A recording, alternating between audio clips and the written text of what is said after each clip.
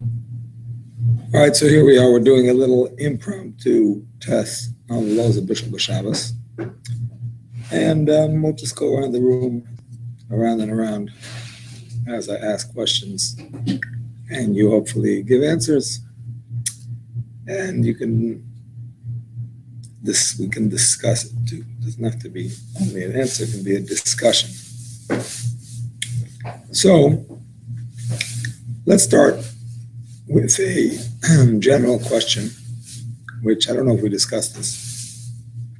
So I'm not going to ask anybody specifically, but just in general. Av and Tulda, when it comes to Shabbat.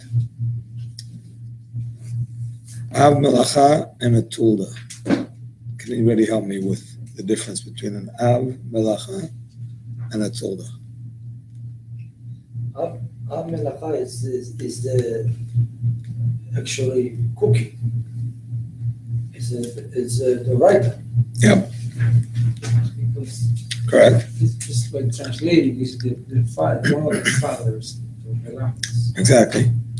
And Tulda? Tulda means a derivative. What? So give me an example. Like you have a kibbutz and you have like a squeezing of the cloud is also like kibbutz. Okay. So the main thing, what they used to do in the Mishkan, and then the secondary one, but it's similar enough to be also a Torah violation. Yes? Like to put a cup of water next to the fire or something like that? No, that would be a Torah violation. That's an Av. Oh. Who can give me an example of a Torah violation? That's the Tulda.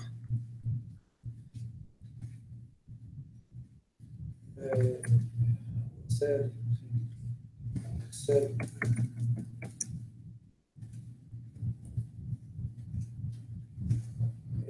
like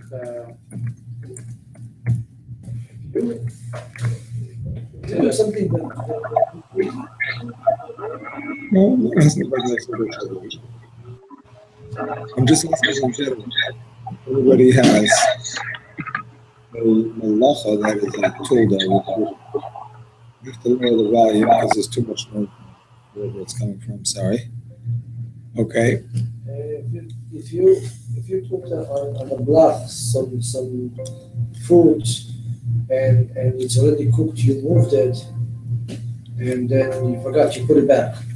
No, that's not called a Tulda. That's called mechzek mavash. It's like cooking. Okay, good. Good. That's an example. An example of Tulda of Bishul is to cook with Tuldas ha'or, the secondary heat of fire, not directly with the fire. So you heat up the sun. No, not on the sun. No? No. You heat up the pot on the fire, and then you remove it from the fire. It's not on the fire anymore, but it's still hot, and you crack an egg into it and you cook it. That's an example of a Tulda. The sun is not, because I'm asking for a Tulda that is an Isser D'Oraisa. The sun is not Asr at all. And the Tulda of the sun is only D'Rabbanan because you made to cook with the Tulda of fire. You understand? So the first flea, you remove it from the fire. Exactly. So isn't it like the case where you put that's an example the egg on the cloth? One more time, I couldn't hear you. Sorry, then. Yeah, this is Daniel. So isn't that the case where you put like the egg on the cloth to kind of cook it on that cloth that we kind of talked about in that case? Exactly. An egg on a cloth that was heated by fire would be a Torah violation. That's called a Tulda, a secondary kind of cooking. But if it was heated by the sun, then it would not be a Tulda because it's not a Torah violation. It's a Torah violation. So that Tulda could be also new creation. That's Noilad. That's Noilad. That's Noilad. That's not Tulda. I mean, it's a similar word, but in terms of the categories we're having here, it's not called a Tulda. That's a new creation. It's Noilad or Moilad.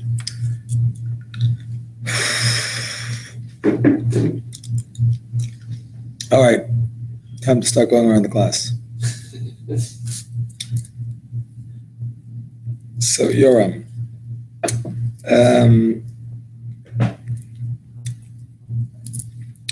a person who takes a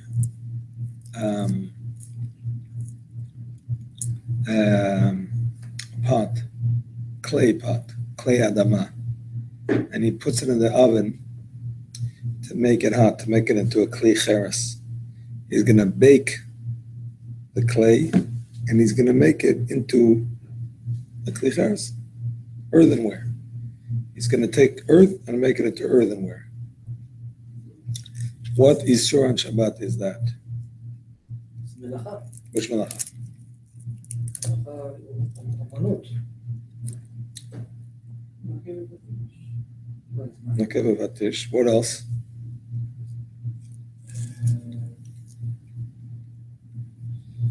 You create something. You create from the earth. Create is not melacha. Maybe midrabanan. No, create is not a melacha. Nakeva Vatish maybe.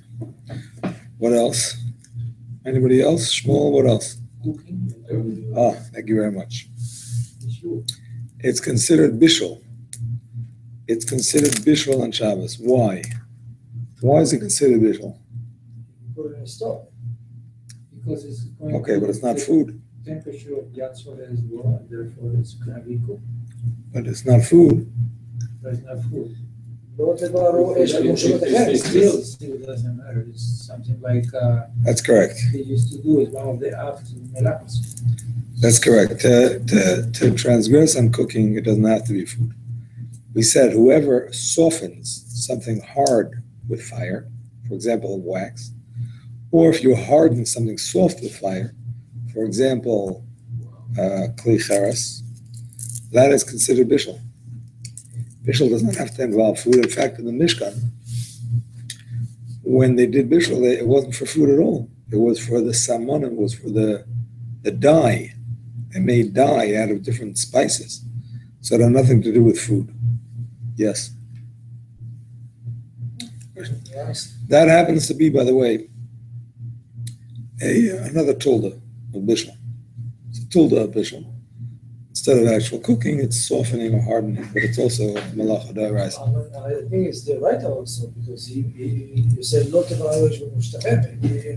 Tavaru ish is a different malacha. Zav malacha of bishul, zav malacha of havara. You can do bishul without havara. If you have the fire lit before Shabbat, you don't have to turn it on. You could do havara without bishul. You just turn on the light and you don't cook. In a sense, two different malachot. But a tulda is a malacha d'oraita. Understand? It's just not the way they did it in the Mishkan. So it's called a tulda. It's secondary, but it's still a malacha d'oraita. So we can go this also to dot what he just now with the. Yeah, that would be a tulda, yeah. So what? Does it actually have to change states? Or can I stick a spoon on the fire and it gets really hot, but it doesn't change its consistency? No. That's not going to be bishul. It might be tikkun kli if you heat it in such a way that strengthens it. I mean, heating it is not going to strengthen it. If you heat it and then cool it, then cooling metal quickly can strengthen it. That could be tikkun kli. That could be fixing it. But it's not going to be cooking. Actually, if you make it red hot, if you make a metal red hot, that is considered havara. That is considered creating a fire. A red hot metal is considered a fire. So that could be also. All right. Tell me, Reb Shmuel, a little bit about what are the consequences in terms of a person who did cook on Shabbos. I'm talking about for the food. I'm not talking about for his soul and his punishment and Yom Kippur and Tshuva. I'm talking about in terms of the food. What are the consequences? Person can't benefit from the food until after Shabbos. And then I don't know where he couldn't benefit at all from it. I don't remember what that one was for though. I don't remember what the second one was for. So was there a difference between when he did it on purpose or by accident? So if he did it with intention, then I would assume he can't benefit at all from it. And other people? But if he removed the pot and then brought the pot back to the fire after picking it up and it's down, then I would say he can benefit from it until after Shabbos. If he removed it and put it back in a forbidden way, is that what you're saying? No, he took it off the fire, put it down, which we're not supposed to do, and he put it back on the fire within the time that it took to cook before Shabbos. Then he couldn't use Within the time that it took to cook before Shabbos, that I don't get. I thought that before Shabbos, the time that it took to cook the food, we were not allowed to. I'm confusing myself. Okay, so let's say on Shabbos, taking the pot off the fire. Well, you are mentioning an opinion, but that's just a strict opinion. That's not the main Allah. So You taking can't put the it pot, back putting within it that down, then picking it back up and putting it back on the fire. Then you couldn't benefit that until after Shabbos. So he didn't keep the conditions of Chazara, is what you're saying. Right. Does everybody agree with that assessment? I would say, what we are talking if some Bishul on purpose. No, I want, before you continue, I want to ask if everybody agrees with Shmuel's assessment. If you remove that, is doing it on purpose. So it's a purpose. It's also That's his purpose. He forgot. He put it down. He's serving the guest. Put If it back in the fire. the shogeg is allowed to have that, yes. The question Oh, the question you ask is like, he's not allowed, if he's cooking, he's not allowed to eat that on Shabbos. He can do it after Shabbos, plus this time that the food took. I hear. I'm going to get back to that, but I'm asking about what Shmuel said. What Shmuel said, Is it correct or not correct? If you put the food down and then he put it back, is it actually until after Shabbos? This actually In all probability, 53. I want to ask you, Rabbi. One second, Yossi, go ahead. so we're talking about returning food now. Yeah. So returning food is possibly problematic, but it depends on multiple factors. Okay, go ahead. So it depends. There are various criteria. Usually, the way that we look at it, we prefer that we keep hold of it. It remains hot, where that signals an intention to put it back. But it's not always the case that we have to follow all of that, and there are various opinions. Some people would allow us to put it down, and if we say, well, yeah, we're going to put this back eventually, that would actually be enough. That's a signal of intent. But what is problematic is if we take it off, we put it down, we forget about it, we had no intention of returning it, then we say, oh, let's heat that up again, we put it on. That in itself is problematic. But you've also got other things, such as, did it actually get hot afterwards, and is there Bishul after Bishul? Okay, so all of these are factors, but just to the core of the issue, in the particular case that you spoke about, it so happens that we had the opinion of the Ran, harkening back to 253, that said that the conditions of Chazara are only necessary if you're putting it back on Shabbos for the first time. If you took it off before Shabbos, you want to put it back on Shabbos the first time. But if you took it off on Shabbos, then you don't have to keep any of those conditions. Even if you put it down, even if you didn't have it in mind, and so on and so forth. Now, we didn't say to follow that in the first place, but b'diavad, we said you could rely on it. So I just wanted to clear that up. But yeah. So you could benefit from that food. In that particular case, you could, because no, you can't put it back in the first place. But if it's already back, you could benefit because you can rely on the opinion that it was allowed after the fact. After putting it down, picking it back up, and putting it back. Once you've done that already, yes, you can rely on a lenient opinion. That's just a side point. It's not relevant to here per se, but you were trying to distinguish between whether he did it on purpose or by accident. So you were saying if he did it by accident, let's say something that was absolutely forbidden, but he did it by accident, then what would the law be? You'd have to wait until after Shabbos. He'd have to wait till after Shabbos, that's correct. But it would not be forbidden for everyone. What about Oh, his neighbors could benefit from it immediately. on Shabbos? On Shabbos, but his guest had to also wait until after Shabbos. No, No, I was wrong. sorry. That was said in a very particular case in 253, but that's not the general halacha. The general halacha is that it's forbidden for everybody till after Shabbos. What about what the Edom was saying about Bechtei Sheyasa? Is it forbidden after Shabbos the amount of time it took to cook? Yes, yes, Yes? yes. You say yes? You Some say? say that it's, What's the case first? The person cooked by accident. there's a thing that they can do. No, he doesn't have to. No, he can lay on No. some Take it intentionally? right away after without No Bechtei Sheyasa. What do you say? I think there's also an opinion that you leave right away, and some, and most of it say in conditions.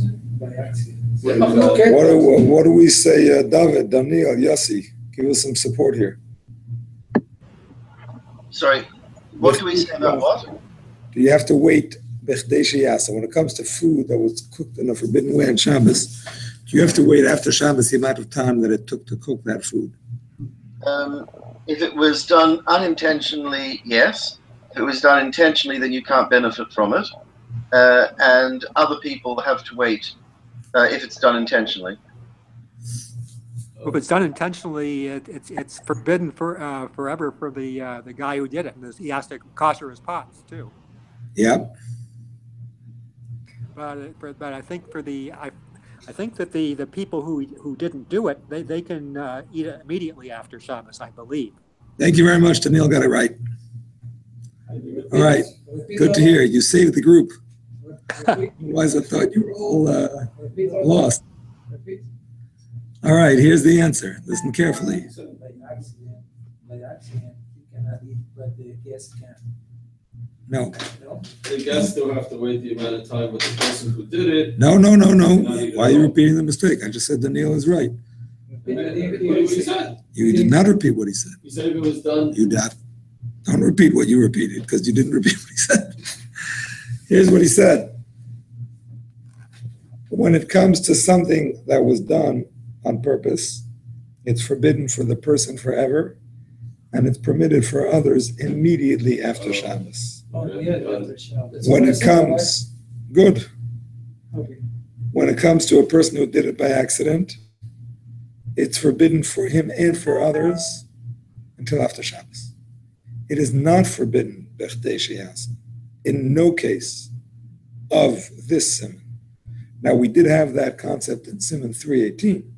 Sorry, in Simon 253, where a person did a forbidden Shehiyah or forbidden Chazorah, where we did say he has to wait Bechtei Sheyasa because those things people treat lightly because they're done before Shabbos. People don't take them seriously. So we wanted to punish them extra. Similarly, one second, if a guy does something for a Jew, it's also forbidden Bechtei Sheyasa because we don't want people to take that lightly. But if a Jew does it, we don't say that rule. Yes. So on both, they have to wait the time that the food took the time to cook. They have No. to wait after Shabbos. No, in both, they don't have to wait. They don't have to wait. They don't have to wait. And in this sin, in the case of cooking, in the case of a guy working for a Jew, yes, and in the case of leaving food on the fire in a forbidden way, not, covered, flame not covered, not half cooked or whatever, that's when we say you have to wait that amount of time, but not a regular cooking. Because for the guy, you can tell him to make a food for after Shabbat and then give him free on Shabbat. We're afraid of that. We're afraid of that. That's correct. Other people can after Shabbos, David says, I think also. Okay, fine, good. All right. Mordechai, tell us, do the rules of Maisa Shabbos, which is that you did a forbidden cooking on Shabbos, does that apply to cooking only, or does that apply to other sorts of malacha as well? It's for other things as well, because you're not supposed to do anything on Shabbat. You cannot you cannot create any everything. So. No, but I'm saying in terms of not being able to benefit from the work until after Shabbos or whatever.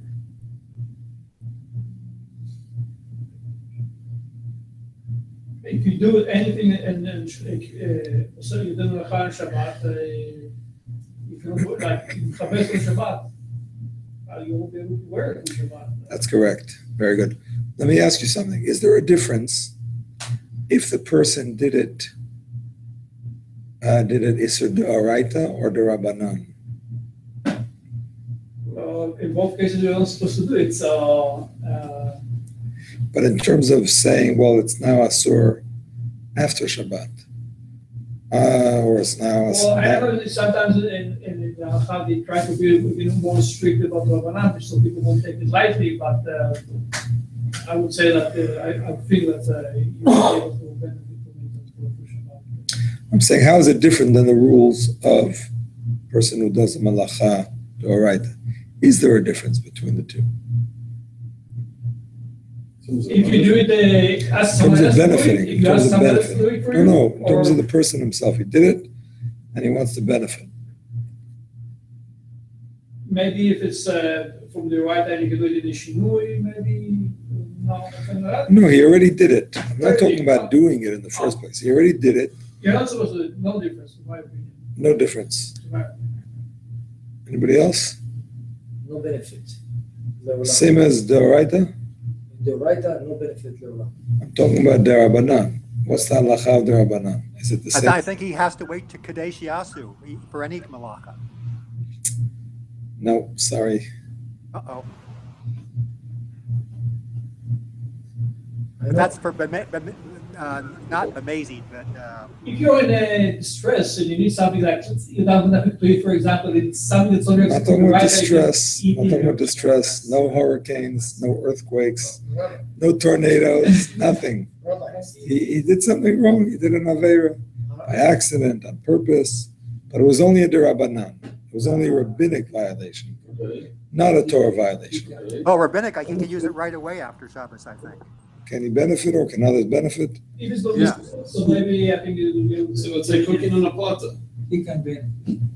The food is Cooking on a plata is rabbinic? that's their abundance, not the raisa. Whoa. No. Warming, Cooking not cooking. on a plata is the oraita. Absolutely the oraita. Warming on a plata. Yeah, we're warming. Depends if the food was cooked already, if it's liquid, if it's solid. I mean, Warming. I don't. it depends what you're warming. Liquid or solid. If it's liquid, it could be the oraita. So the rabbi asking if the Rabbanan is the same law of the Exactly. And Daniel was saying something. Go ahead, Daniel, one more time. I forgot. I was just saying that if they did it not b'mezid but b'diavad, or they could use it right away. It was not. It was an That accident. is correct. If they did it by accident, they could benefit from it right away, even on Shabbat. And if they did it b'mezid, I think it's like the same thing before. I thought it's usher for forever for the one who did it on purpose, but for others, in that case, I think they had to wait Kadesh Yasu. I think that was the difference. no, the answer is if he did it b'mezid, law. it is Olam. forbidden for everybody and for him on Shabbat, but it is permissible for everybody and for him after Shabbat. Rabbanan. Rabbanan, correct. And the Oraita is only for him. The right is forbidden for him forever.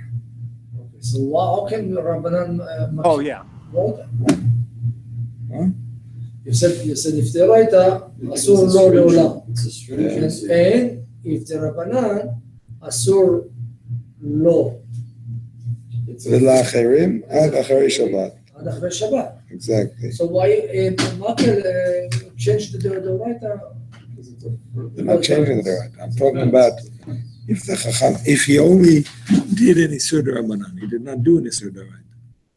So he didn't do such a bad Avera. If you should the message. Lo Bishul? Lo Bishul. What other did? הוא עשה מחזי כמו משהו. Like if you pour hot הוא water עשה on דבר rice, שנראה כמו בישול. מחזי, it looks like cooking. Or anything else, it looks like boira, it looks like, any melacha, but not a d'oraita, d'Rabbanan. So because he didn't do such a severe avera, we don't punish him so much. This Avera, the Doraita, Solo Lolam, Rabbanan, is okay after Shabbat. Correct. Okay, this is the difference. Okay. Correct. Now this was based, now I'm already getting into theoretical territory. So I'll just open it up to the whole group. Whoever knows should be blessed. This idea that it's forbidden till after Shabbos if it was b'mezid and permissible even on Shabbat if it was b'shogeg, some say that that actually applies even to D'Oraita. Who is the some that say that?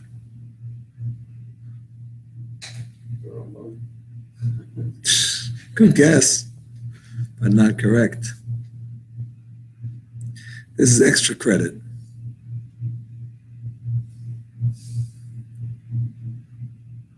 What's the question again?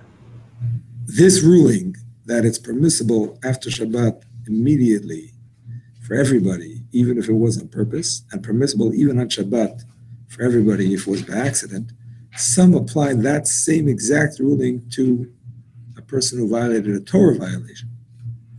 Who is that someone? Who says that? Is this regarding someone that's sick? No.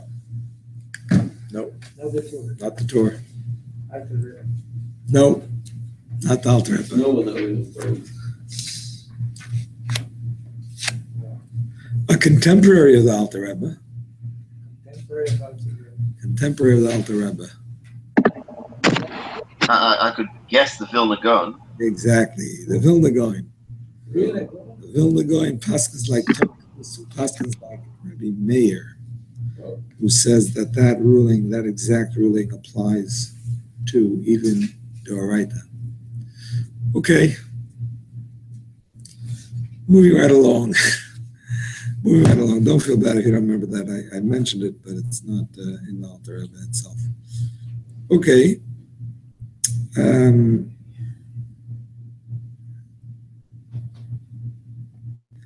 If a non-Jew, if a non-Jew cooks for a sick person on Shabbat, it's allowed, person's sick, can other people eat from that food on Shabbat and after Shabbat? After Shabbat. Let's start with on Shabbat. On Shabbat, you say what? I said no, Why not? because it's only for the sick person. Okay, but it's already cooked. Yeah, but still, you Another cannot do it. fire. Why? Because the Bishul is not from the English, but the Jew cannot do it. It's just only for the sick person. Bishul Akum. The healthy person cannot do that.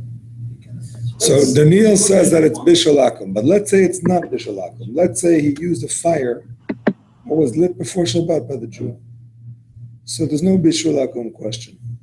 Because then he's going to add more. Thank you very much. But that's what I you was- I will- They're gonna get used to. Okay, so you want to give the proper credit. No. That's correct. That's correct. Mordechai says that he may add.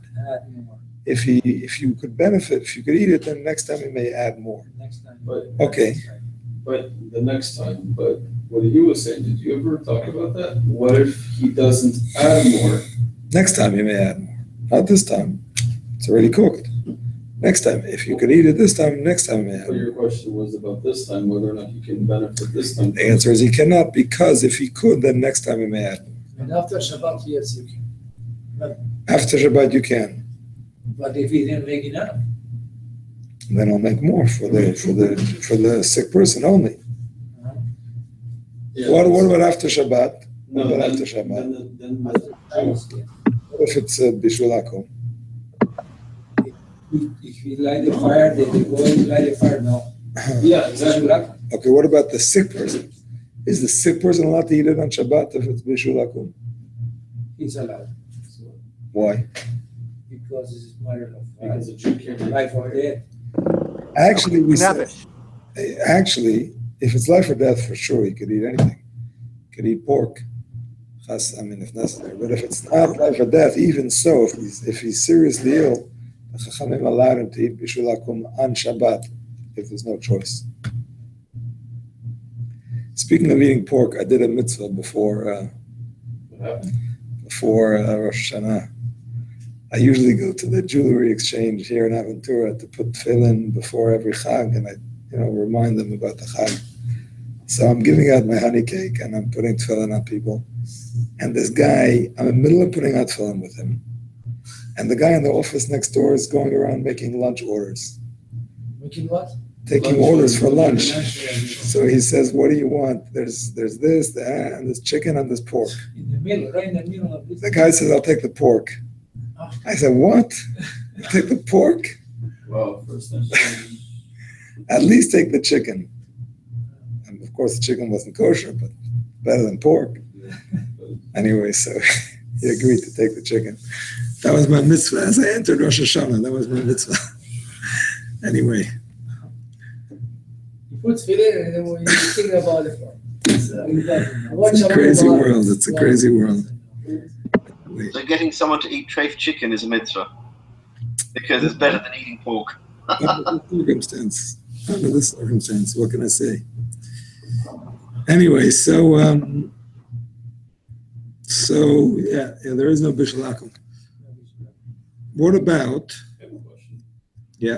Are we allowed to eat dead born animal? Animal that's born dead, not alive. No, absolutely not.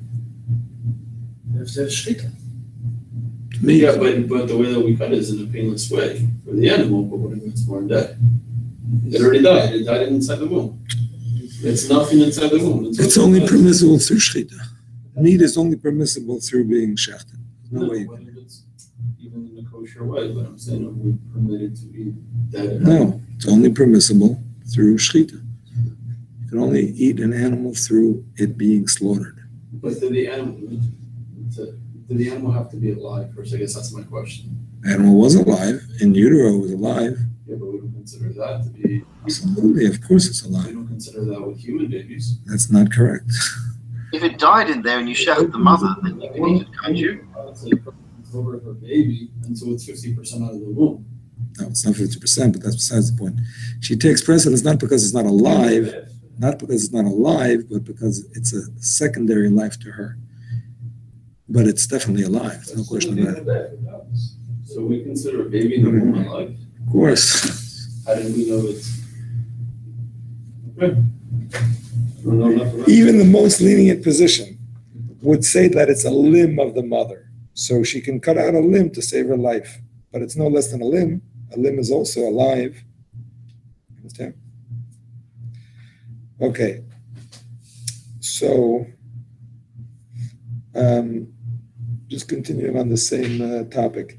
Let's say a Gentile went to, let's talk about a Jew. Let's talk about a Jew.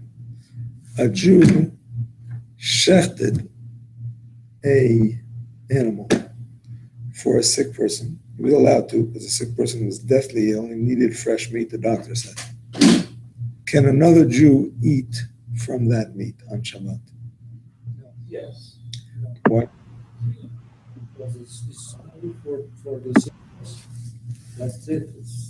The other one cannot eat it. Why not? It's a healthy Why person. not? We Because talked about this. we talk about this because it's killing an animal strictly for the. Okay, but it's already dead, so why not? Because he won't do it again. Because You can't have this. You mean on Shabbos or after Shabbos? The No, if answer it was a is, chicken, like he would do it again, but a cow, he's not gonna do it he's again. gonna do it again. The answer is- He will get used to it. no, the answer is Mordechai is correct.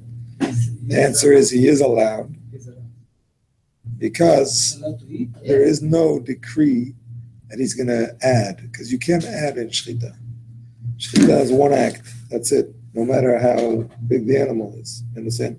It's not like when you cook, you have a pot. You could fill it halfway, 3/4, the whole way. So if you could eat, if the healthy person can eat, maybe the guy will add more. It's all or nothing. But here, the shechita is all or nothing. Okay, but he's gonna need to eat it raw. That's correct. And the sick person can eat it Can you cooked. The sick person can get it cooked. The well person has to eat it raw. Yes. What about salting? Something, it's okay, no salting. No salting? How do you eat? No, not okay.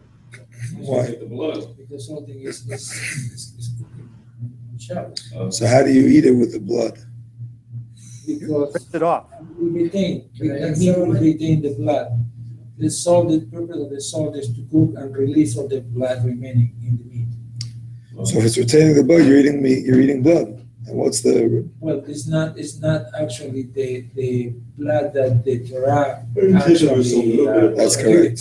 That's correct. The Torah only prohibits blood that comes out or that's pooled. Exactly. Or that's pooled. Even in the body, that's pooled, like in the heart. But the blood in the limbs is only forbidden if it moves from place to place. Very good. All right. Moving on to England. Yossi.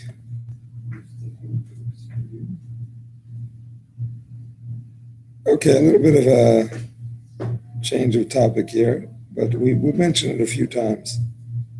What's the concept of a davar sheyesh lo matirin?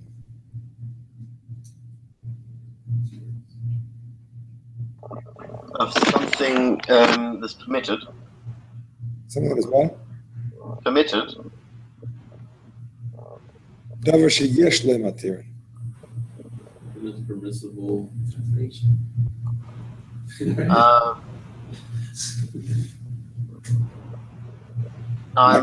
I can translate if you want. Yes, please. A thing that will become permissible. Oh, you I'm not entirely sure. Can you remind me? I'll say the full phrase in Hebrew. Can I say just one? Davar sheyesh lo matirin. You can make it permissible. I'm in the right. It's never not. Fellow The way permissible what? If you can make it permissible, it means it's never nullified. You can just wait. Exactly. Davar sheyesh lo matirin afilu be'elef loy bottle. Anything that could become permissible is not nullified even in 1,000. Familiar, Yossi? I honestly don't remember. All right, so Mordechai, go ahead and tell us. Why is it? What's the reason that a davar sheyesh lo matirin? Because there is a solution for it, so you don't have Exactly. to nullify it. Exactly. Why should we allow you to nullify it, which is not the best, if we can tell you to just wait? What's an example of davar sheyesh lo matirin? This is for whoever knows. What's an example of davar sheyesh lo matirin that we learned about? Like mixing two kind of food that you made the Bishul sword with the good food. So Exactly. A person cooked on Shabbos, by mistake, let's say. So that is going to become permissible after Shabbos. So if that, it's an egg, let's say. If that mixes into another 100 eggs, 1,000 eggs, can't eat any of them. No. Can't eat any of them on Shabbos. Can't eat any of them on Shabbos because you may as well wait until after Shabbos. Yeah. We can talk about this. So go first with your thoughts. We did talk about it, yes. Okay, Yossi, tell me about cooking in the sun. That is not a regular way of cooking, and it appears to be like cooking. So it is usher.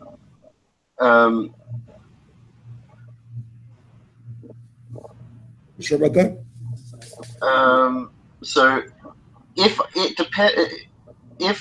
it cooks in the sun itself, then, Yeah. for example, I leave an egg out and the egg happens to hard boil, that is not at all usher. In fact, I could do it lechatchila. However, Yeah. if I put a pan out and the pan is heated by the sun, then I crack the egg onto the pan, that is usher. Exactly. What's the reason for that? Why is it forbidden? If you can use the sun itself, how much more so you should be allowed to use the secondary heat of the sun? Because it appears like cooking and it looks like cooking and it's the same as cooking. It appears the same, exactly. The hot metal might appear like the same hot metal that was heated by fire. That is correct. Yossi says, David says, in the Rambam it says soldiers are to battle, they can eat treif, even pork. That's correct, because they're in battle and we want them to have strength to battle. Can you say that?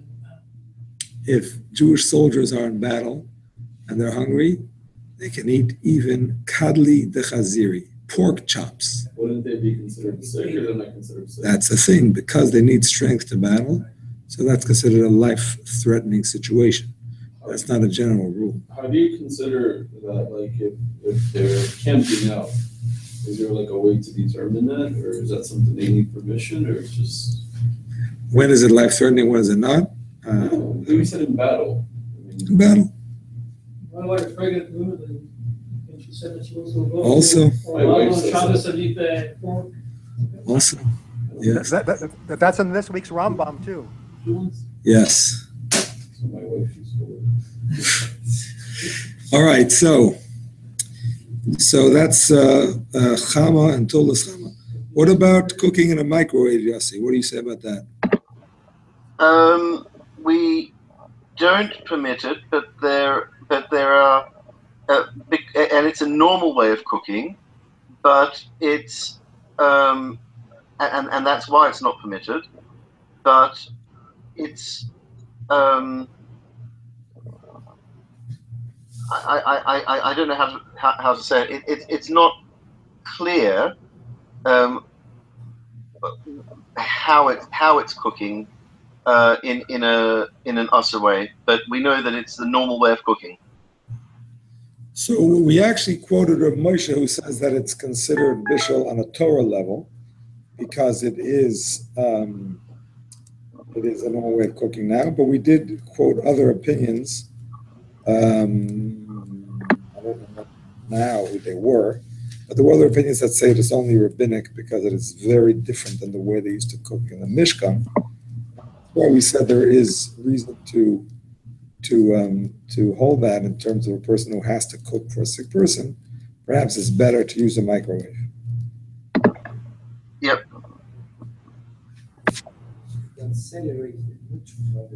Yeah, but if you leave food too long in the microwave, it'll catch on fire. What? What's that to do with it? It'll create fire. You're actually creating fire. So don't leave it too long. Okay.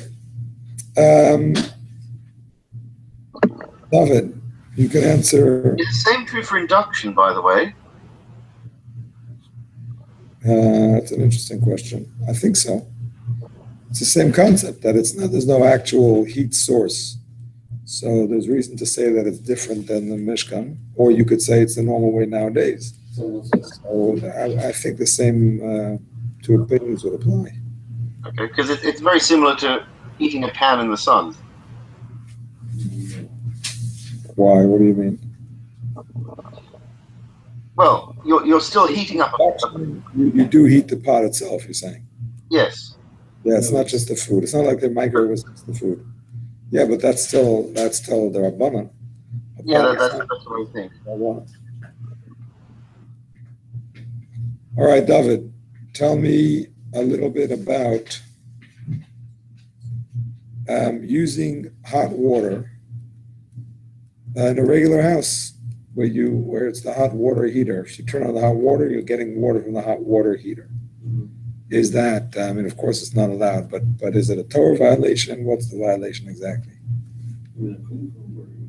I'm talking about just turning on the tap, the hot water tap in the home. For everybody or I'm sorry? The question for everybody? No, David.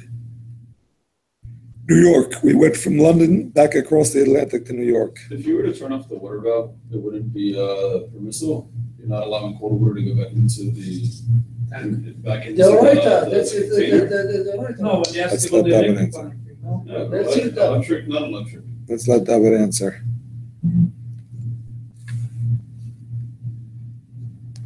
You don't need it, right? You turn it off. Water doesn't go back inside. Okay, in places like Russia where the whole village is supplied, where it's okay. Okay, that's correct. Okay, let's talk about a place like United States. It's not like that. What's the halacha if you turned off the breaker for that water heater? So no matter what you do, there's not going to be any heating the rest of that water. You're mixing cold water with hot water. I'm not asking you.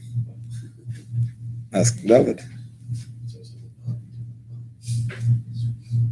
No.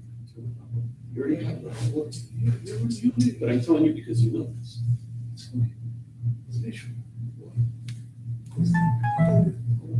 I just said you turn the water. Best not to use it. Shmuel says it's forbidden to use. Why? Who said it's okay? I think that it's permissible. No, I'm not talking about the valve off. I'm talking about the valve on. Oh, yeah, of course. But you can the, cold but water the with hot electricity water is off. You're mixing hot water and cold water. with cold water. Is that a Torah level? Why? Or a You- rabbinic level. The breaker is off, so no water coming. No, You're no. mixing cold water. It Cold works water with comes pressure. in. Well, it's going into a clear zone. Torah. The cold water comes in. It's just not. I like It's just good chillers. regular hot water heater. You turn the switch off so it's not going to get heated. Super hot. But whenever you take out water, cold water comes into the tank. Is it Torah? Is that a Torah level or a rabbinic level prohibition?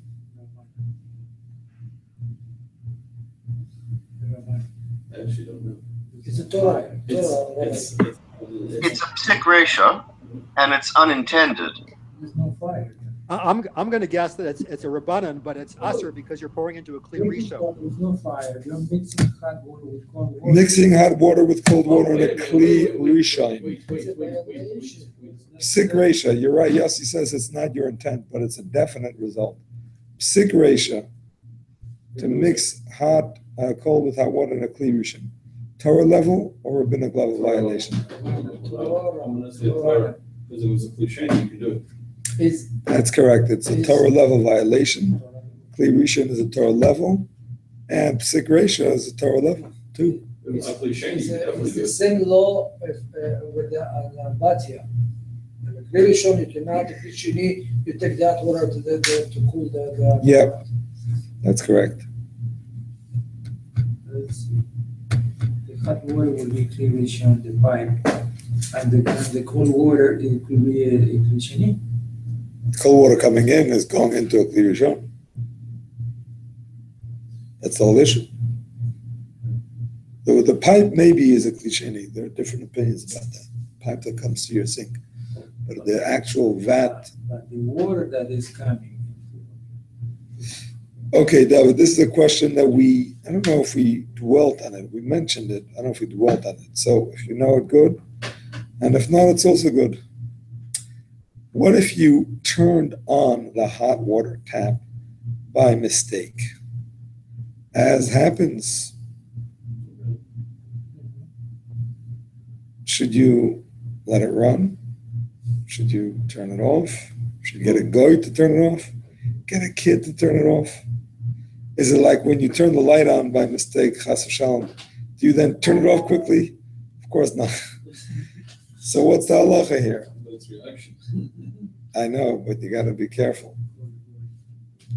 Turn it off right away. That's correct. Even though we had an opinion that said not to. So then why not turn the light off right away, if I may ask? No, tell me yourself. Or you're extinguishing a fire, you're This is ongoing violation, more water. yeah, you're not technically recooking the water. Water already escaped. It's You don't have to, when it comes to turning the light off, well, that's a separate violation. And it doesn't fix the first one. Yeah. So what's the point of doing another violation. It's not even going to fix what you did. But when it comes to water, what's the violation? You turn it on. You cause cold water to come in. And now I'm going to turn it off. I'm going to stop the cold water from coming in. There's no violation stopping the cold water from coming in. You did mitzvah. Oh, some water came in. The only thing we said is, this is an unusual case.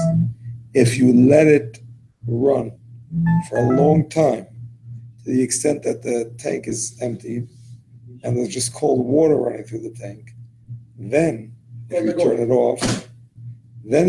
off, it's a problem. Because when the water is running, the cold water doesn't heat up. It's just going straight through the tank, more or less. But the minute you stop it, all the water that's there stays there, and it enables it to cook. So that's when you wouldn't be allowed. So there are two issues in the UK with typical boilers here. Yes. We have many people, if not most people, have something called a combi boiler, which is relatively continuous. Number one. Number two, What do you mean? So it's cooking all the time?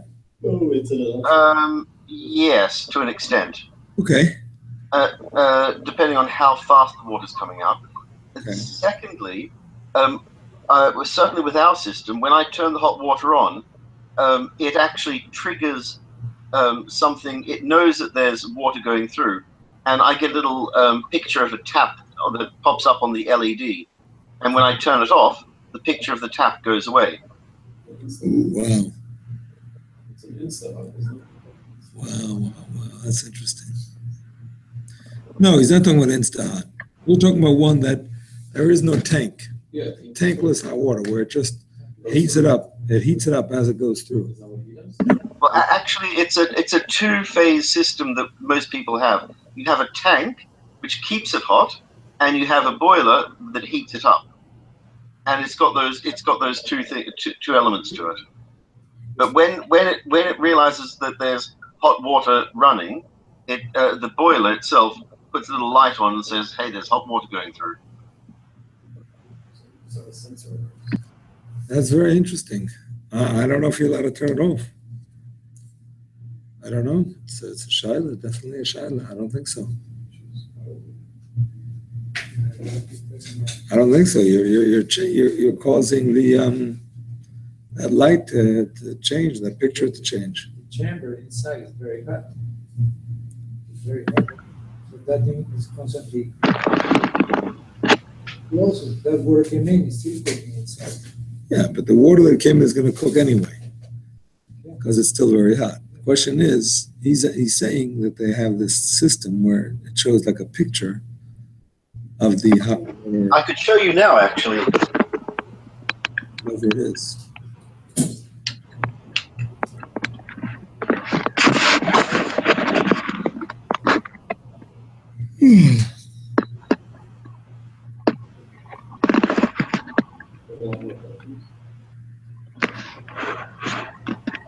Don't know if you can see that. I do, yeah. I don't see the picture though.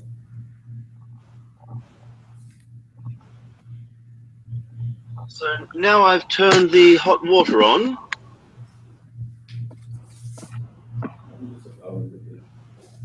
And no, it's you probably won't be able to see it on the LED. I can't see it clearly now. But you're saying there's something that changes there on that little panel. Yeah, but you can't see it probably from there.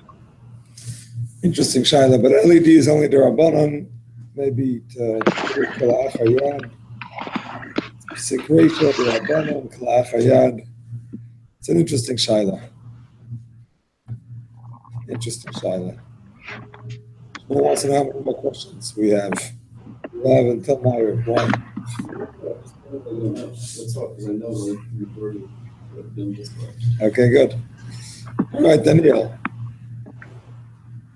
Tell me a little bit about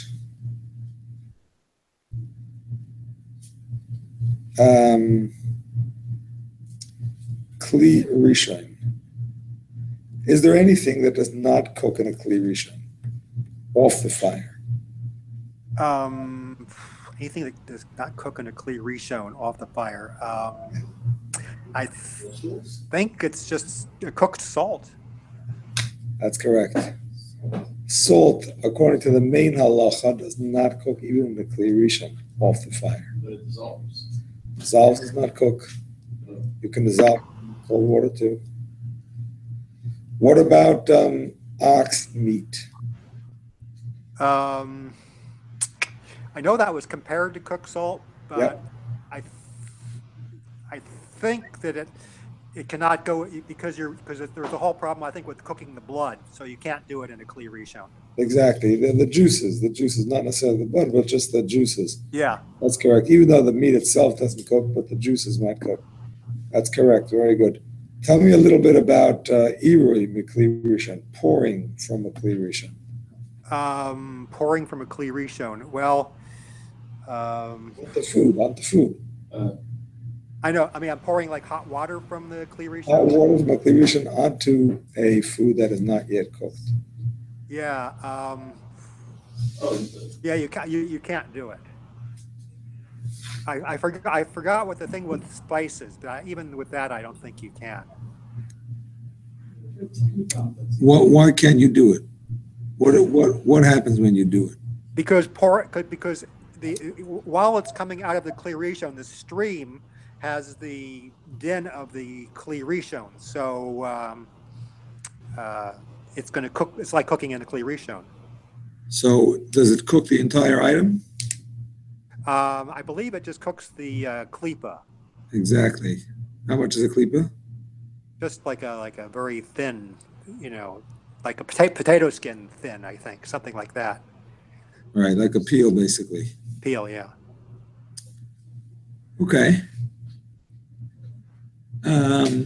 What about a klisheni? A klisheni, Pouring from or putting into? putting into. Well, I know for sure you can put in I think the tavlin, the spices. Exactly. But I think just to put any food, any ordinary food, you can't do that. Why not? Because it's still like cooking. It's correct. One opinion said that it looks like cooking in a klisheni. Yeah. And there was another opinion that said that a klisheni might actually cook some things. We just don't know what those are. So Right. we are strict. What And that's else? why, Yeah, go ahead. yeah. So that's I think why we always default to the kli shlishi, because Right. you don't have the problem. All right. But is there anything else besides spices that definitely does not cook in a klisheni? Well, I know we talked about the leeks, I think, or some sort of, and there was something else, like the garlics, leek or garlics, something Garlic, like that. the difference of opinion whether it's considered spices or not.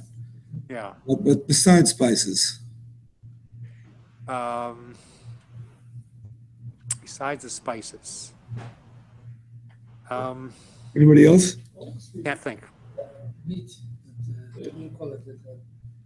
Meat, ox meat.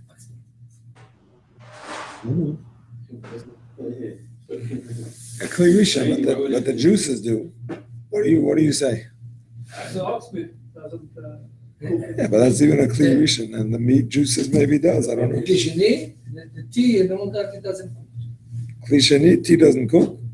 Klisheni doesn't. Whereas you put pasta and then cook. You make tea in a klisheni? It's called klisheni. You got the pot, that's klisheni, and you got klisheni, and you put it in klisheni. That's klishlishi. I'm not going to klisheni. Basically, it's called klisheni. No, I remember now. I think you can pour liquids into the kli sheni. That's a Kli Rishon. First cup is a klisheni, and the second cup is a klishlishi. What do you say? Rabbi, I think you can pour liquids. I think I remember now that you can pour liquids into the kli sheni. Exactly. Yeah. Exactly. You can put liquids into a klisheni. Liquid? Liquids. Because the water mixed together. Liquids don't cook on a klisheni. That is the Alter Rebbe's opinion. What does the Mishnah Berurah say?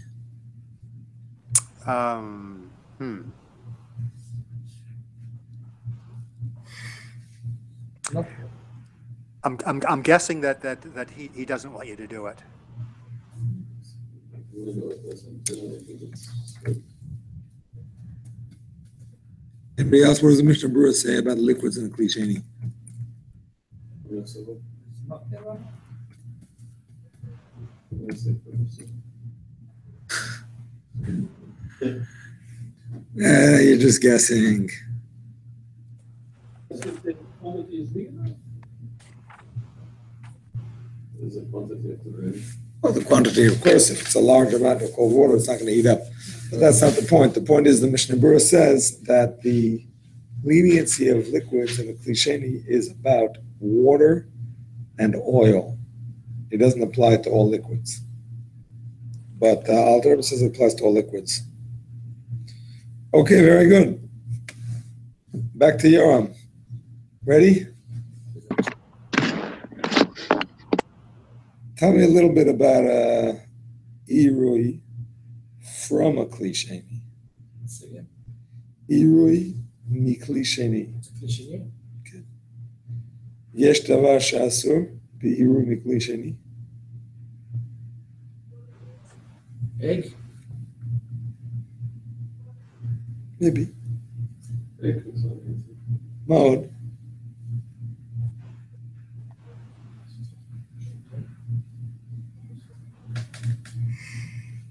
Tea, all the katniyot, like We said examples of kalei bishul. We said are kulya sa'ispinen, it's a kind of fish, and dag maliach. What about a kli shlishi? it's a machloket, but it's cliche. You can do whatever yeah, you you do whatever you want. Is it a machloket or you can do whatever you want? Which one? I mean, you can do whatever you want. Well, yes, machmir yishma. So with somebody. I do, you know. Okay. Rav Moshe says kli shlishi and baya, but some are machmir based on the Yereim. And they say that kli shlishi might cook some things and we don't know what they are. So what do? They go 4 times? No, they just don't add anything to anything that is yatsa letters boy. So when they want on Shabbos to make tea, it's already been prepared from before Shabbos? That's yes? correct. They only use tea essence. They won't make tea. She can cook an egg. Well, if it's something that you can see with your eyes that cooks, then you don't do it. But if you don't see for a fact, you just assume that it doesn't cook. That's a Moshe's opinion. What about pouring a lot of cold water into a kli rishon? You have a kli rishon off the fire. It has hot water in it. Yeah, so that is why it's hot. Just off the fire now. You're going to pour a lot of cold water into it, and it's going to become less than Yatzaledid. But you're cooking first. Oh, sorry. There's opinion of that, but it's also Bishul because you don't allow to do that because it's also considered Bishul because the heart is covered. Hot as well? I mean, the bottom is cold, and you put hot. The bottom is hot. The bottom is hot. The bottom is hot. Kli rishon. So A little bit of water, and you're pouring onto that. you don't allow to do that because it's Bishul. Why is it bishul? It's the same thing like Duch Shemish. If you put cold water to the hot, you There it's You are allowed to do it. cold. I'm talking about a lot of cold and a little bit of hot. Yeah, I think you can. it's allowed. That's a machloket. Yossi, what do you say? I think if you're doing it in one go, you're allowed to. One go you're allowed to? Eitan, what do you say? It's allowed over fire. It's gonna- Right. Well, on the fire would be usher anyway It's because gonna you're cool heating it down, up. it's gonna cool down. You say it's going to cool down, so it's allowed. What do you say, Shmuel? if you do it I'm quickly. confused. You got confused, Baruch Hashem. So it will not little by little. Exactly. As long as you do a lot at a time, it's okay. Is the tap considered a lot quickly? Cold water from the tap? If you put it on stream, if you put it on a stream, Put on a high. Okay, we learned that if you put a lot, it's you're allowed to, but this is the clearly shown. And this is the clearly shown, and it's considered the Bishul. It's still kasher because you put all to the hat. Can you, If you put a lot, it's not cooking. It's not going to be Yatzalat body.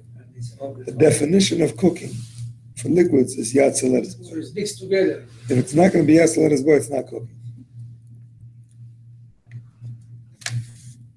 could you, when you were doing Basra Khalif, you had said that the top take precedence over the lower. What was that in reference to? No. When I was doing Basra Khalif, I said actually that the bottom takes precedence over the top. So I have a question. Yeah. If I have in the block marak cham, Yep.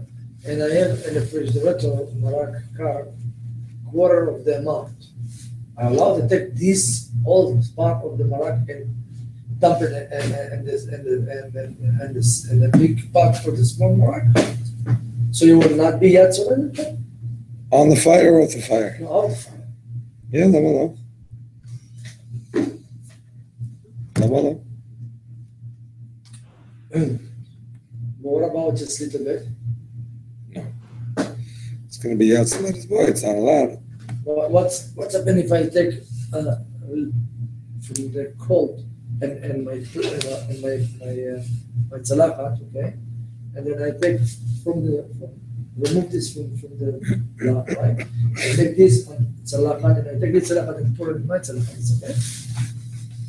That sounds like a klish lishi already. Yeah, but it's soup. Tzalachat, your tzalachat. I'm really prepared, so tzalachat shlishi. Yes. מה הבעיה? No problem. klish lishi. But the soup, no problem. למה לא? But if I take from the block and just put it like this.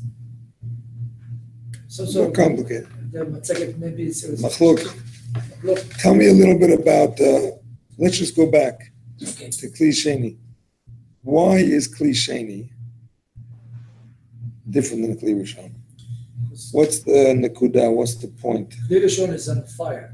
Because it's not And yet. Kli Sheni, and Kli Sheni also for the point. Kli Rishon is on fire. Kli Sheni, it's outside from the fire. So the Yatzalat is both. Two hot and Kli Rishon was on the fire, and now it's not. Kli Sheni never was. What was it? The wall. Right now, they're never on the fire. So what difference does it make? The wall is not powerful. But the difference is how much water you pour in. It's like we were talking about before. You can always pour Pouring in, water into a cliche. nothing with pouring water. Yeah, there are two differences. The first difference is the pot itself, because the Kli Rishon, the pot itself is very hot. That's keeping the contents warm. And That is correct. You can stop right there. That is what Mordechai said as well. The pot that was on the fire was heated by the fire, and therefore the walls of the pot are hot, and therefore it has the power to cook. Whereas the Kli Sheni, because it was not on the fire, it's cooling it off. Understand? The fanes bakar is the walls are cooling it off. That's the difference. So a different way. I see it. When it's in the fire, it's in the fire. I understand, but it's not on the fire anymore. But nevertheless, it was heated on the fire. Okay, talking So about it's the same. the note outside, it's this, the one it was clearly shown is still hot, and the Kli Sheni is not. Exactly. Okay. Rabbeinu Shmuel, tell me a little bit about Ein Bishul Achar Bishul. Cooking after cooking. Yeah, tell me about it. What do you want to know? What's the concept? You can't ever. Let's start with this simple question. Why? What's the reason that we say Ein Bishul Achar Bishul? Cooking after cooking. Yeah. So that you're able to further heat something on Shabbos. I understand, but why? What's the concept behind it? Why is it so? Why is it that Ein Bishul Achar Bishul?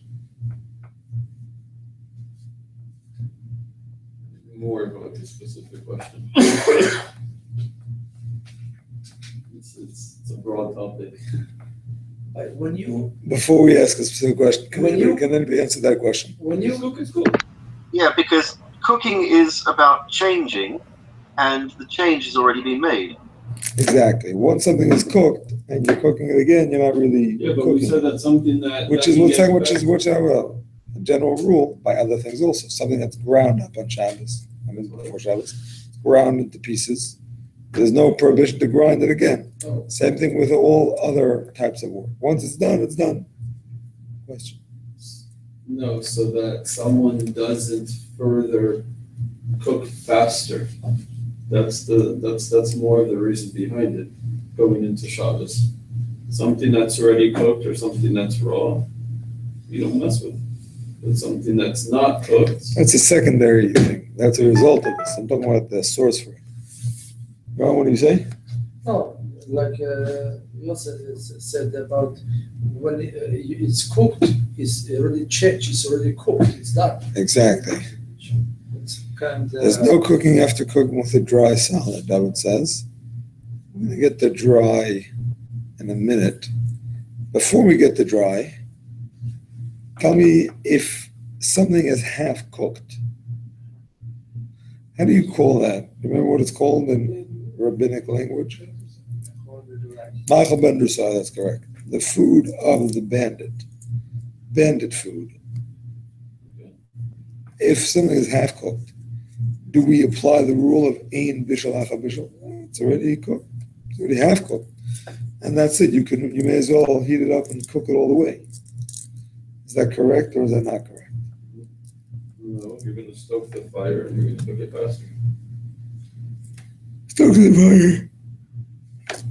Curry is a separate violation of Havara, which is Well, I ignited. say 75%, so I've heard also 50%, so are you saying 50% to there's no Bishul? I'm asking you, I'm not saying. I think there's Bishul 50%. 75%? No, 95? sorry? 74? Rabbi, Actually, the halacha says there is bishul until 100%. So why are we losing? We are not. But at 75%, we deem something already cooked. We do not. So why does everyone think that? Who thinks that? He thinks that I think it, he thinks it, my wife thinks Speak for yourself. So, I think it. That's it. Anybody else? Anybody agree with that? Sorry, what's the statement? Mual said a statement, which he believes everybody agrees with. That once something is 75% cooked, it's considered cooked. Wait. no, nothing with that. Oh, You don't agree? You agree? Well, It's 75, it's 100. Cold circle. Cold circle is 75%, 100%. 100%. What do you say? I got a question, actually. I can say this until I ask you a question. What's your question? The question is like a person at night cook a roast beef halfway. Okay, finish What? it on Friday night, put it in the fridge. The next day, that halfway roast beef, put it in the platter. On top of the platter, you put the aluminum. Is that allowed? So you have the gelatin. Shmuel, is that allowed? No, because you have the gelatin and just built up. That's it? Just gelatin? No, you said halfway. You remove the gelatin. You don't know, so like. I think that well, I think you certainly cannot bring it up to Yad Soletisbo. Not allowed, You not said allowed. halfway. Until it is fully cooked, it is forbidden. But I have a question. Fully cooked, 100%. I'm looking there. Just for your information, 75% is nothing. It's not a thing. 99.9 is not good. 50% is the thing. That's Machal ben Drusai, according to one opinion. 33.3% is the thing, according to Rashi. Whoa. That's Machal ben Drusai. But So, Rabbi, can't you warm it up as long as you don't bring it to Yad Soletisbo? So you can. Well, in general, you can always warm something if it's not gonna reach out to Letters Boy, Yes. but only in a place that will never ever reach out to Letters Boy. So But even if it's Michael Ben Drosoi, at least you can bring it up to warm as long as it's not Yad Soletisbo. Yeah, but that's not because it's Machal ben Drusai. That would be true even if it was completely raw. As Oh, long yeah. as you don't put it in a place that it could ever reach Yatzalet. Yeah.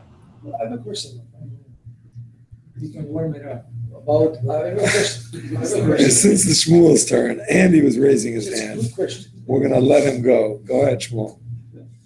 So when we first started learning this, we were saying that everything was relative to stoking the coals. Oh, That no.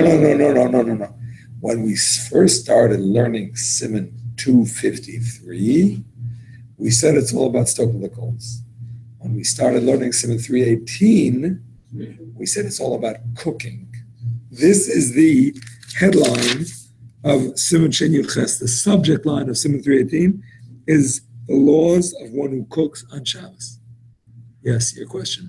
So we had said that the differentiate between the two was someone that would benefit from it right now and someone that would benefit later on. All relative. You're talking about stoking, Yeah. and we're not talking about stoking now. That's an Erev Shabbos thing. We're talking about on Shabbos, where the issue is the actual cooking. Stoking, if you leave it on before Shabbos, you may forget and stoke, blah, blah, blah, blah. We've been there, we've done that, and hopefully we have it down pat. Now we're discussing heating it up on Shabbos. Okay, so what's your question? We don't have it, we cleared it up. Oh, okay. I think we cleared it up. I have a That until it's cooked 100%, yes, bishul, there is cooking after cooking because it's only when it's fully cooked that there's no bishul after bishul. So what is 100% cooked before Shabbos? What does that mean? That's not what we're talking about here for information. What are we talking I'm talking about if it was 100% cooked, whether before or on Shabbos, makes no difference. Then there's no prohibition to reheat it. That's all. In a permissible way, obviously, not without the conditions of chazor or whatever. But if you don't do it in a way that looks like cooking, you can reheat it, regardless of when it was cooked, before or on But Shabbos. if I'm 75% into Shabbos, I can benefit from it right away on Shabbos, right? Not thinking I'm gonna stoke the coals or not. If it's a half cooked before Shabbos, 70, then no, we didn't say 75. half Not- cooked. It's either a third or a half, different opinions. Then we're not concerned you're going to stoke the coals because it's already almost cooked. Rabbi, if it's 75 and you open the pot, you cannot close the pot, it's done. You have to take it out. But this is not my question. My question is about Machal Ben Yosef. We said Machal Ben Yosef, it's okay because this is the way he is. If you put it in the refrigerator the next day, he allowed to work that No, because it's not 100%. correct. But how do you know that that's not how he likes to eat the meat? Makes no difference. We just said that. Since for the average person, it's considered only half cooked. It's not allowed. We don't go by him. We go by the people in general. So he's not allowed to heat it even though it's not cooking it. It is cooking it, even though he doesn't care for that kind of cooking. It's still forbidden. So can we eat raw meat then? Yeah, we're It not. doesn't have blood coming out of it? Just wash the blood off. Well, why are we permitting? Okay, got you. So as long as we don't put it on any heat source, we're good. Yeah. Well, All right. Talk about bishul acha bishul with something liquid. Small. water can't be recooked. Is that a fact? What is it? Yeah, I think so. What's the rule with reheating liquids? Is it ein bishul acha bishul Yeah, or is it yesh bishul acha bishul? no, you can't reheat. You cannot reheat liquids. Yes, we That's should correct. have liquid. That's correct. Does everybody agree with that, or is it an argument? Yes, we should have. I thought liquids can be recooked, but they can't be reheated. Wait. Either one. But that's uniformly agreed upon. Then you can't reheat liquids, yes. Yeah. Yeah. Anybody else? The Mechaber says that you're allowed to. No. Sorry. I thought. Nice guess. That's a pretty. If you wanted to guess between Mechaber and Ramah, strict or lenient, you would probably guess what you said, but it doesn't hold true in this case. Wasn't there a difference between the Ramah and the Mechaber here? Absolutely, but not the one you're saying. What was the question again? Heating up a liquid, reheating a liquid? Yes. Yeah, I think as long as it hasn't cooled down, you can still warm it up. But I think you have to put it next to the fire and not on the fire, or something like that. Well, whenever you're putting it on a fire, if you don't have the conditions of Chazar, certainly you can't put it directly. That's correct. But in terms of Bishul Achar Bishul, you can't do it with liquids, but there is a lenient opinion that is brought in the Rishonim, which is the Rambam. The Rambam holds Ein Bishul, otherwise lenient applies to liquids. And we can rely on that, not in the first place, but b'diavad perhaps to benefit from it.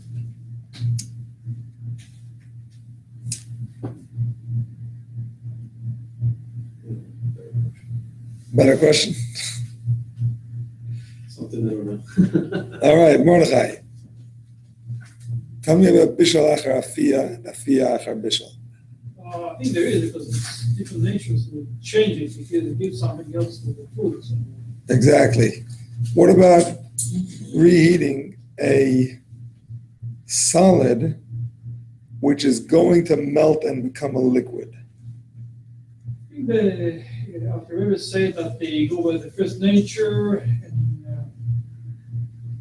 you don't. If it was liquids and it was before that, it was solid, so it retains attributes. So you can heat it. Again, so you said if it was No, right now it's a solid, but it's going to dissolve and become a liquid. On its own, or No, if you add it to hot water or you pour hot water on it, whatever. for ice, it's permissible. But what about butter? Take a cube of butter and you put it onto the plata heating source. Then you're gonna turn its consistency into a liquid. You can make it permissible with ice, but not make it permissible with butter.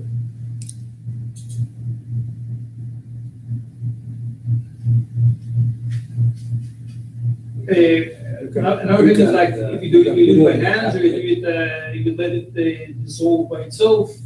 You just talk about heating it up. But you can put it in a hot way. Fire.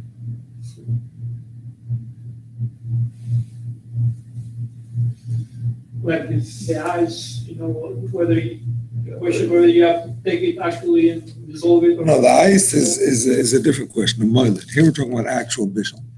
Alter Rebbe says, I think this is what you were saying, that we follow the way it's going to become. If it's going to become liquid, you consider it liquid already. So you have to be strict. I don't know. I mean, I don't know.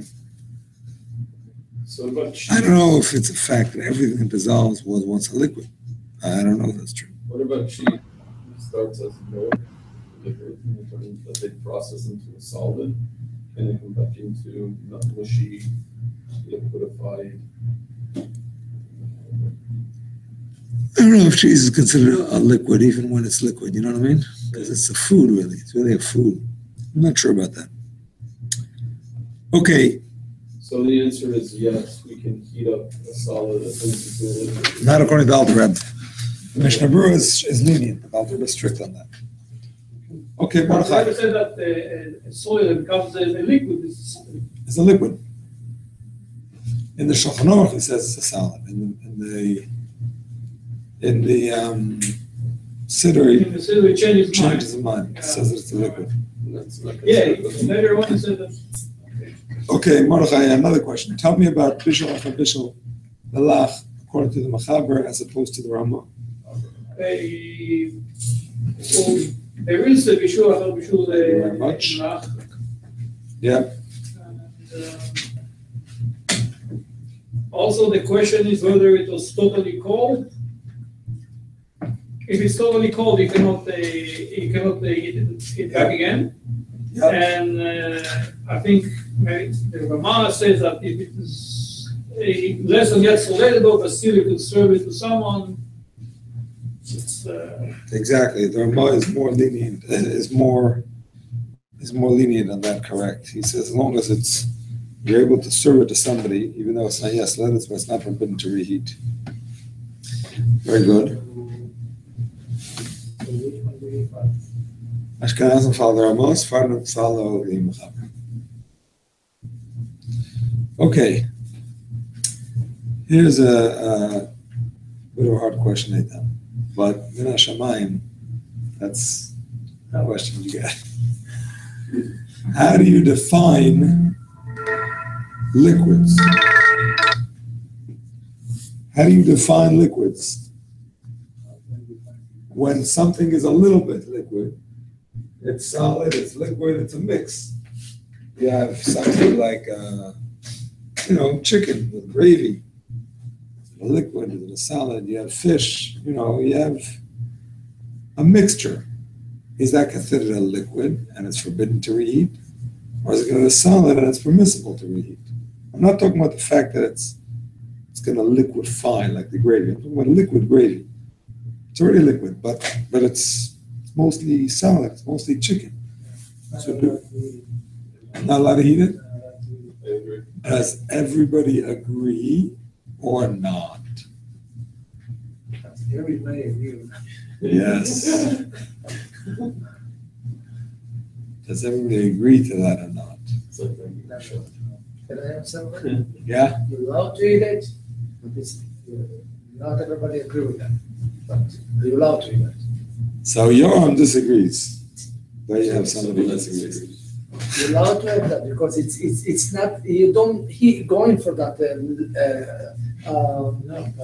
humanization. If the liquid comes out from the meat, No, it's already out. It's already You out. have the chicken, you want the chicken, you don't want that liquid. It's already out. So there's three opinions. The opinion of the Alter Rebbe says it has to be absolutely dry. No liquid at all. I go by that. If you touch it here and you put it on your hand and there's liquid, no good. What about Here, one second. The Minchas Kohen says that we go by the majority. If it's mostly solid, that's it. It's solid. It doesn't make a difference. And then the Mishnah Berurah said that if it's liquid, it has to be solid. If there's a little bit of liquid, a little bit of moisture, then it's okay. So it's kind of in between. But that was those are the three opinions. So two opinions the same day, Rabbi. Three, not three. But the great. One says majority. And the other one is One if says it's a okay, little. it's a little bit. A And little bit Well, a doesn't little bit is a mean little. no, it doesn't mean it's like attached to it. You know what I mean? Like a Like a drop sugar, that's attached yeah, to it, yeah. not a pool of it, just a small amount attached to it. Which is the main halacha? Ashkenazim follow Mishnah Berurah, Sephardim follow the Minchas Kohen, Chabad follows Alter Rebbe. all of them you're allowed to have the chicken. No, the Alter Rebbe says it has to be totally dry. dry, like schnitzel maybe, but a chicken with gravy, no. You will not have the chicken or What about Shannon? No, I wouldn't heat it up. No. You can allow, Alter Rebbe says no. but you can eat the gravy if you heat it up with the sun. With the sun, yeah. So you can do whatever you Okay, want. so you can mix it and you can eat it later with the chicken. Okay. But Sephardim is allowed to have the chicken, Rabbi? How about things like eggplant? Yeah. Eggplant or stuff that naturally when we cook it, it excretes liquids like pineapple and fruits and Eggplant is a problem for itself. If it's not cooked yet, regardless of the liquid, it itself is already. no, but where would you define like eggplant? Like the Mishnah Berurah, just a little bit residue on it and that's okay? If it has some residue on it, but there's no pool of liquid, then it's okay. If it's cooked already, right? All cooked already for Shabbos. Okay, Yossi, tell me a little bit about salt. Talk to me about salt, heating salt on Shabbos.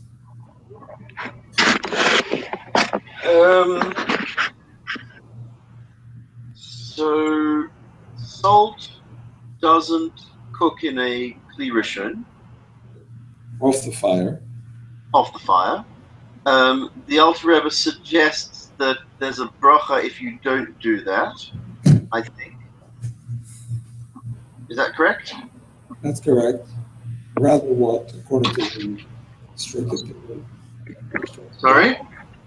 What does the strict opinion say? The one that gets a bracha? Sorry, what was that? When you said Alter says you'll get a bracha if you'll be strict, what is the stricter opinion? The stricter opinion. I'm not sure. You ready? You asked the question. What Yossi said, by the letter of the law, you can add it. You can add salt even to a kli rishon off the fire. But Alter Rebbe gives a bracha to the person who doesn't, because it's a lenient opinion. What does the lenient opinion actually hold? Even in a kli sheni, not allowed. Right? Oh, sorry. Okay, yes. Yeah, that's correct. Better not to into a kli sheni. Correct. What if the kli?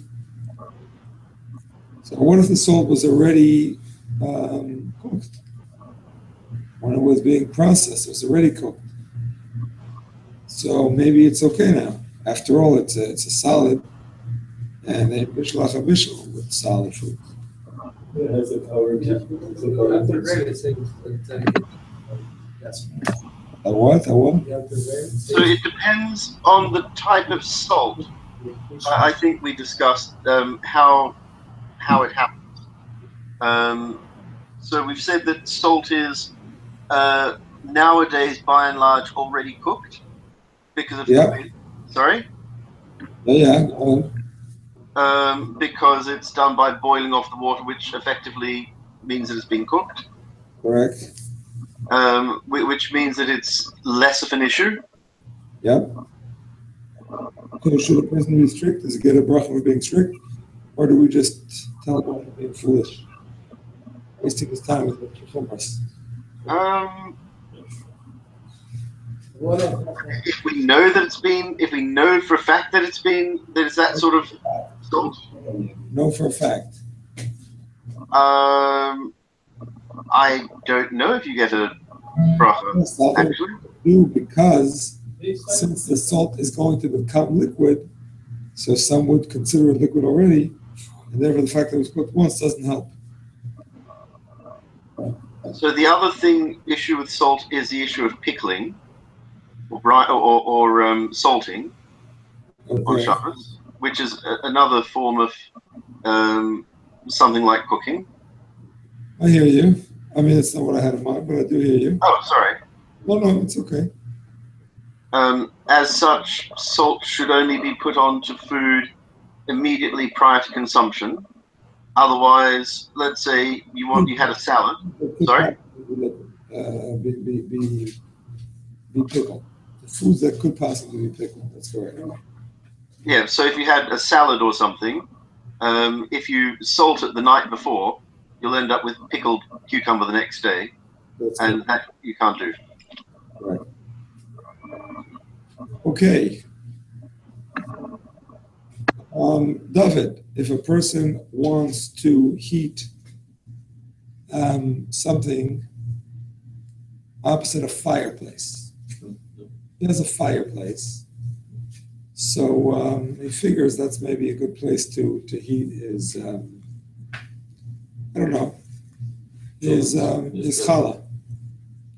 He wants to eat his challah. What's the correct way? I mean, a challah obviously has no Bishul issues. It's fully cooked, it's dry. What are the issues with the fireplace? You can't put it next to Love it.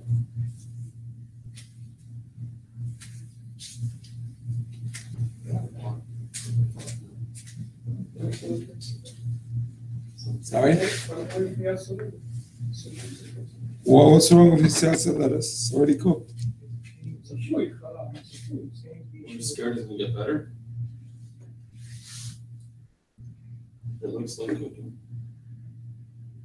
It's not the way to go. I gotta review. I need to review. Oh, you came to the conclusion you need to review. It was worth having the test. Because you might come to stoke the fire if you have it too close. And What, sorry? you might come to stoke the fire if you put the thing too close. That is correct. Let me see if that's what David says. David says, I'm not sure, but I think you can't put it directly next to the fireplace. That's correct. You cannot put it directly next to the fireplace because you may actually come to stoke the fire. You have to put it a little bit distant to remind you not to do that. What about if it's something that you're not allowed to reheat, like water, but you're going to put it a little bit far, and you're going to make sure to remove it before it gets Yatzalat. You know, it would take, let's say, 20 minutes to get the Yatzalat by here. I'm going to take away after 10 minutes. Anything else? Allowed or not allowed? Anything else with it go, you don't know. No, it's not going to get you. I'm going to take it away after 10 minutes. It doesn't matter. Anything after 50. David. There's no time. Question for David.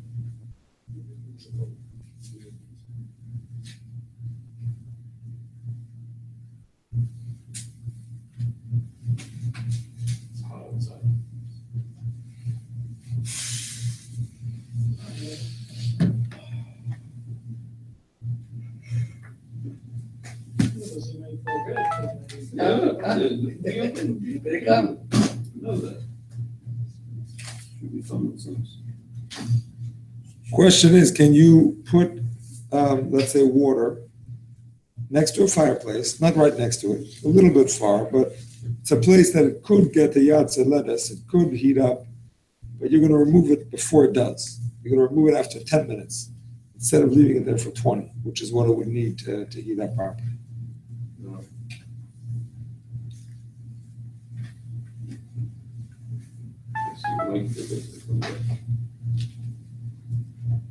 I think no is correct because you may forget that is correct.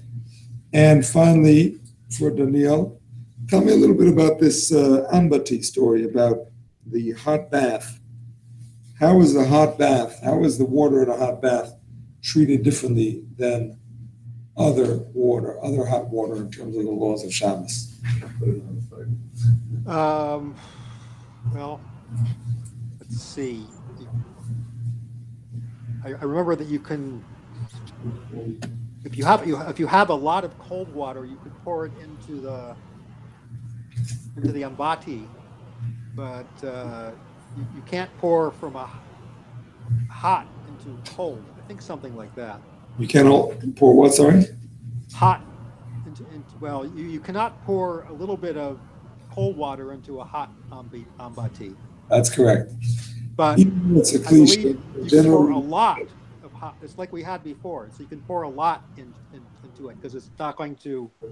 Why? He said you cannot pour a small amount of cold water into a bath. Why not? It's a cliche. Why not? Because it's going. Oh, but why? Oh, why in the cliche?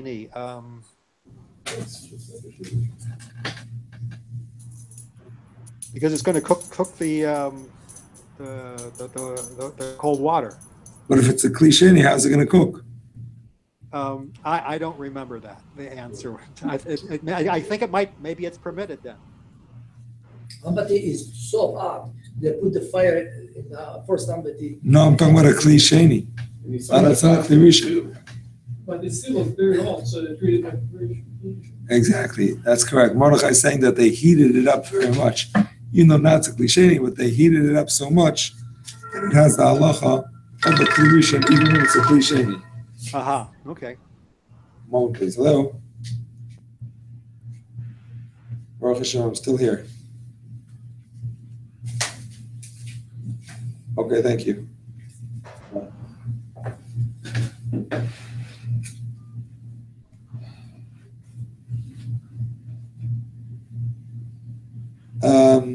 Okay.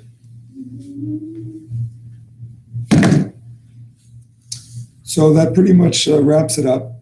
I have a few more questions, but I basically covered all the bases more or less. The last thing I was going to ask is about moiled and liquefying fat and ice and all that, but more or less we covered the ground. And I'm going to send out this test in written form, just in case you want to review it for your own benefit. There's a better word I was thinking of, but I can't remember it. And those that did not make it to this test can do a little makeup one after Yontif. But other than that, we are planning to start in Mitzvah Shem Monday night after Simchas Torah. We'll give you Shabbos, Sunday, and Monday day to recuperate from Simchas Torah, and we'll start in Mitzvah Shem Monday night with after Simchas Torah with the Date? I'm looking at the date now. So Are we learning tomorrow night? 16th. The 16th is the next class. No, we're not learning tomorrow night. Sorry, I have to sell some Sorgan. Got to pay the bills. The 16th is the next time. What's the topic after Simchas Torah? We're going back to Simon 302, and we're going to learn about washing clothes. Okay. Do you know? I'm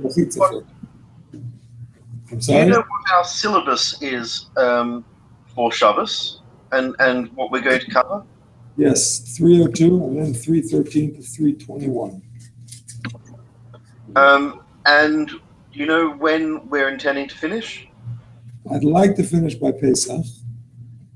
Can't guarantee it though. That's my goal. So we'll take the test before Pesach? Yeah, I'd like to, yeah. This is your last segment, isn't it, Yossi? It is. How many other people are in their last segment? I think it's just you. Ronnie has one more to go after that. Something like me. What about the, I forget his name, the attorney? Ben Chitrit? Yeah. Oh, I didn't see that. I think he started with Basar B'Chalav. Sorry, when I started. I think so. All right. It's been a pleasure. Thank you very much. My pleasure. Thank you. Chag Sameach. Baruch Shema Tova. Thank you.